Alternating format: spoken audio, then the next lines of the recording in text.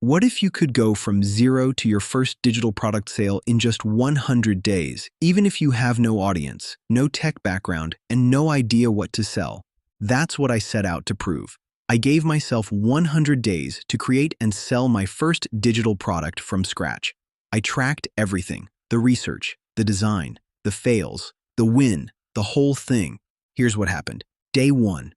I was sitting at my kitchen table with an empty notebook and no idea what to sell. My first goal was simple: find a product idea that people were already buying. I brainstormed based on my own experience. What had I created before? What do I use every week? I opened Etsy and looked at top sellers in the digital downloads category. I saw things like teacher planners, small business templates, meal prep guides. Nothing fancy, just simple tools people actually used. I used Erank to see which keywords were trending. I searched for low-competition terms that still had decent traffic. Eventually, I landed on printable teacher planners. It checked all the boxes, solves a real problem. People are already buying them. I could make it in Canva. By day 10, I had 2 rough prototypes. They weren't pretty, but they were usable. I kept tweaking colors, layouts, and sections. I tried to keep it clean and useful. The hardest part wasn't the design. It was the second guessing. Every time I opened Etsy, I saw dozens of shops already selling planners. Mine felt basic. I didn't feel like an expert. I kept asking myself why anyone would buy mine. But I reminded myself of one rule: pick something you'd buy or use. That's it. Don't overthink the niche. Don't try to be the most unique. Just solve a problem in a simple way. By day 30, I had picked my product and built 2 decent versions. Not perfect, but real. Days 31 to 70 was all about building and publishing. I gave myself the goal to finish 5 products and list them on Etsy. I built out different versions of the planner. One was weekly, one was monthly, some had color options. I bundled them to give buyers more value. I used Canva to create the designs, then saved them as print-ready PDFs. For mock-ups, I used Placeit. It made my products look professional without needing to take photos. Just drag and drop into templates with laptops or desk scenes. I set up my Etsy shop, picked a name, wrote out the titles, tags, and descriptions. I made sure to use real keywords based on search volume. I learned how to price between $8 and $15 to stay competitive and profitable. By day 50, my shop was live with 5 products. That felt huge. I had gone from no idea to a real storefront. But the middle stretch was where most people quit. I almost did. The Etsy dashboard felt like too much.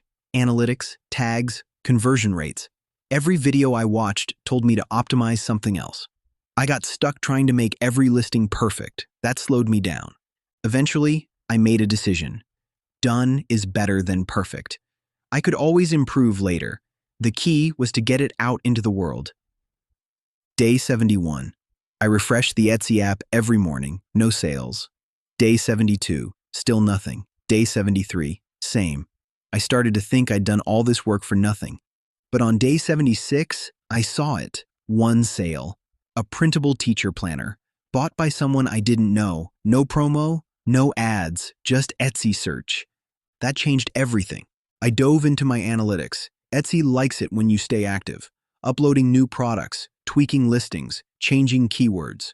I updated my thumbnails to look clearer and colorful. I adjusted the titles based on what was getting the most views. By day 85, my visits had jumped by 30%. By day 100, I had made $75. No, it's not life-changing money, but it was the proof I needed. The system worked. A real person paid for something I made once. Now I could repeat it. More importantly, my mindset shifted. I stopped thinking like a beginner. I started thinking like a builder.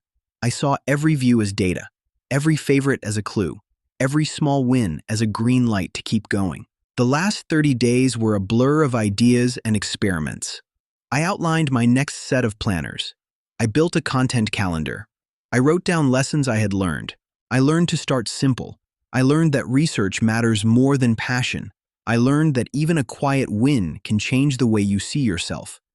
Digital products didn't just change how I work, they changed how I think, about money, about time, about what's possible. In the beginning, I thought I needed a big audience or a viral moment, but really, I just needed 100 days of focused action, one idea, 5 products, 1 storefront, 1 sale. That was enough to start. The freedom comes after the first finish line, when you stop planning and start publishing. When you stop doubting and start testing. It's not a magic formula, it's a process, but it works. I used to think digital income was for other people.